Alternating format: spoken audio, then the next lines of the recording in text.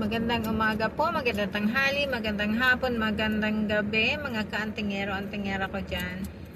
Sa video po na ito, mag-share po ako ng kaunting information tungkol sa mga spiritual na bagay na naranasan ko na. At yun po ay medyo sensitibo kasi syempre sarili kong experience po. So sandali lang po ha, at ako'y order ng coffee. Hi, good morning. Good, thank you.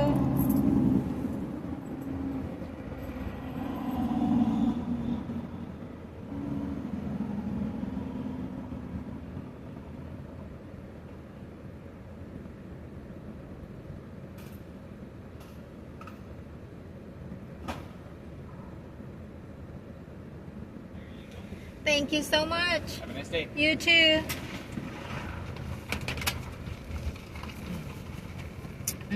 Salamat po, Tabi, Lord Jesus Christ, sa sakuyang kape.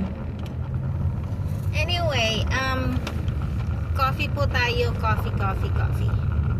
So, continuous po tayo sa ating usapin na tungkol sa spiritual na experience natin. So, lalong-lalo na po ngayon na mag-Holy Week. It's time na po na again na maghanap tayo ng mga kakaiba, mutya, anting-anting, agimat, yung mga pong natatago-tago natin dyan na mga medalyon na nakalimutan ng pakainin, ilabas na po para umpisahan ng pakainin uli.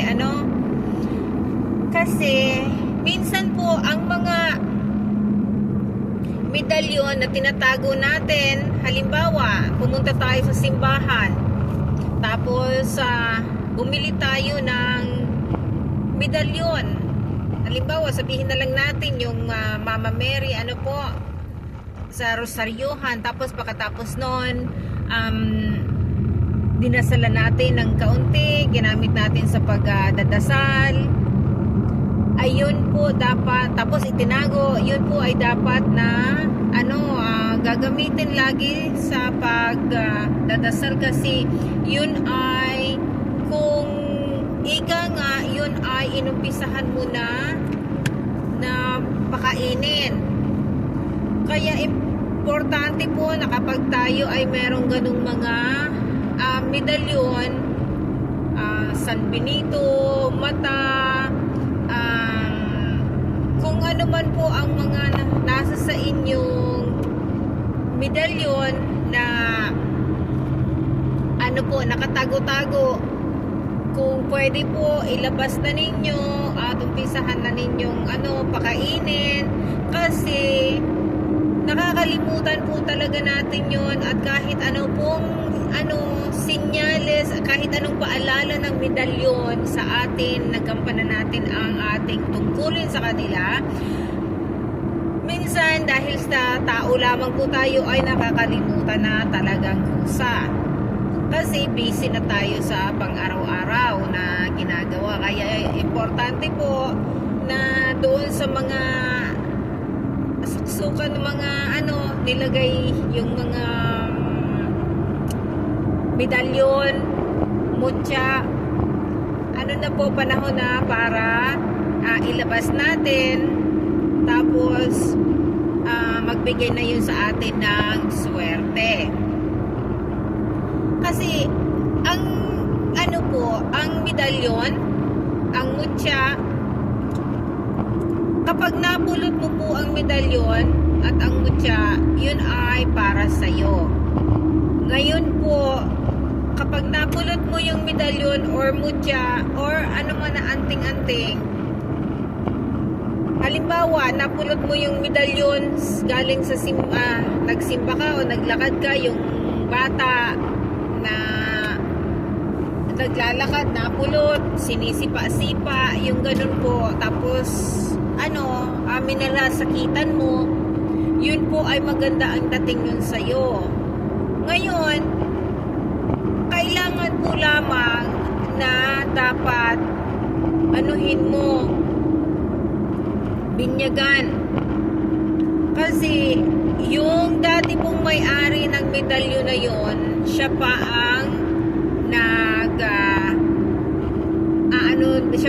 siya pa ang kinikilala ng medalyo na yon, yung power nung dating may-ari. Kaya yun po, binibinyagan natin ang ating mga gamit para tayo ang sundin.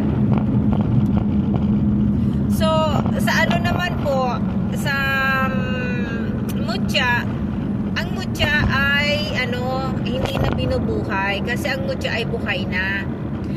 Ganon din po ang mutya ay inaano lamang, yung kinukonsagra or binibinyagan po para ikaw ang kilalanin. Kasi ang mutya po madunong. Anong tawag sa Tagalog, yung madunong, yung yan, napakadunong mo kasi kaya hindi yung matigas ang ulo. Ang mutya po kasi matigas ang ulo kasi sila ay may sarili talagang kakayanan. Kaya kung ito po ay hindi mo mapapasunod, ikaw ang papasunod din ito. Ay papaano po kung yung mutya ay masama? Kasi hindi po lahat ng mutya ay mabuti. Yun nga lang po, kapag nakakuha ka ng masamang mutya, kapag pinasunod mo sa'yo, susundin ka noon. Ang mo naman po, mabuti naman ang hangarin mo, kaya yung mutya na yun nagiging mabuti.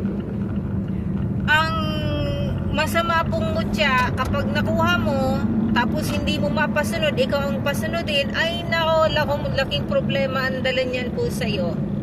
May kwento po ako tulad nung may kikilala po ako na nakapulot po siya ng mutya. Ngayon, yung mutya na napulot niya,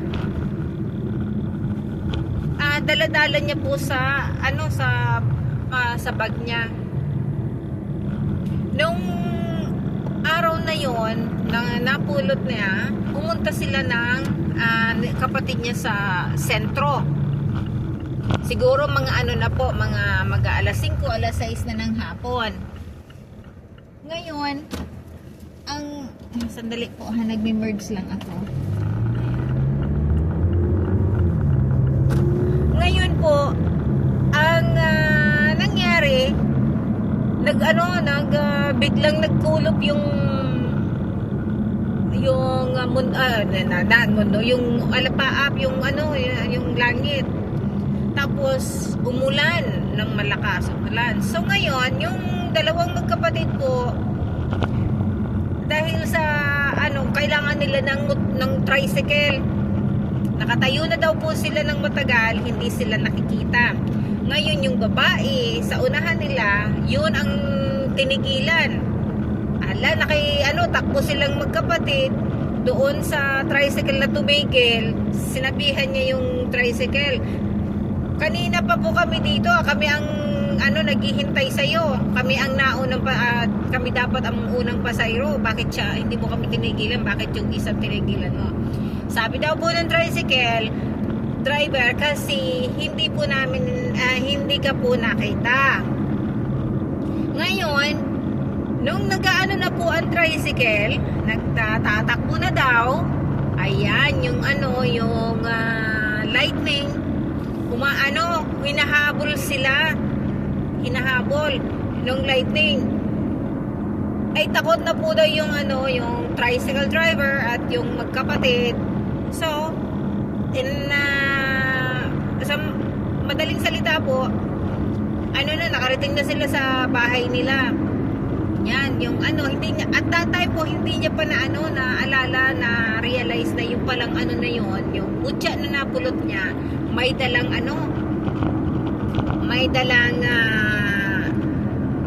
paano doon, yung ganun na kakayanan. So ayan, nagtawid daw po sila uli ng dagat, nagbiyahe papuntang ngayon nakasakay sila sa bangka. Yung bangka daw po, ganun din naman daw po, umulan malakas, tapos may lightning. Yung lightning niya halos hindi naman daw po sa kanila tinatamaan, hinahabol lang yung tama daw ng nung lightning, halos yung malapit sa kanila. Na daw siya na takot, hindi niya alam kung anong mangyayari. Ngayon naalala niya na, kasi may nagsabi daw na sakay ng bangka. Yan yung may mga may mga balat sa puwet. May namalas daw yan yung may mga anting-anting. Ilabas na yan, tapon na yan, kasi hindi tatigil ang lightning na yan. Naalala daw po ng babae, nung kakilala ko, na meron siya doon sa bag. So ang ginawa niya, binalot niya po sa sa yamit, tapos inilagay niya, diba ang bangka may tuko, o yung tuko na mahabang kawayan, yung parang yung pantusok na sa tubig na mahaba, hindi ko alam sa Tagalog yun, tukon po yun sa Bicol. So ayun, itinali doon sa dulo po ng kawayan, tapos doon sa hanggang doon sa ng bangka, sa hulihan ng bangka yung kawayan, tapos nandun sa may tubig. So nagkalmante daw po yung ulan. Nung dumating daw po yung magkapatid sa bahay nila, ayun, ang ginawa, kinausap nung babae, yung mutya, na hindi ko alam kung ano ang kakayanan mo, kung ano ang dala mo sa akin, pero hindi kita hindi kita kailangan kasi makakasakit ka. So itinapon daw po ng babae sa sa palayan. Ay yung daw po yung mutya, kumbaga sa narinig niya raw po na sa pakiramdam niya, yung sabi ng mutya, wag pero anyway, nakakatuwa po yung kwento. Yan, ganyan po ang ng mutya. Kailangan po natin, tayo ang mag-control sa mutya, kasi para tayo ang maging boss ng mutya. Ngayon, sa naman po, sa anting-anting, ang anting-anting po, diba, nag-fall sa medalyon, sa mutya, sa dasal, sa kung ano man Then, ganun din po, yung dasal po na yon, dapat alam natin kung para saan yon. Kasi, para hindi magdala ng hirap. Ay tulad po sa mga kagaya ko, kung kagaya ko po kayo na mahilig ng pangpaswerte, ganyan po ang ninyo. Dapat yung mga nakatago-tago na inaalikabukan ng mga medalyon, ayan po, labas na po natin, dasalan na po. So anyway po, God bless you all, at tara na po, kolekta na po tayo ng mga anting-anting, agimat at mutya ngayong bago Holy Week na po. Sige, bye for now.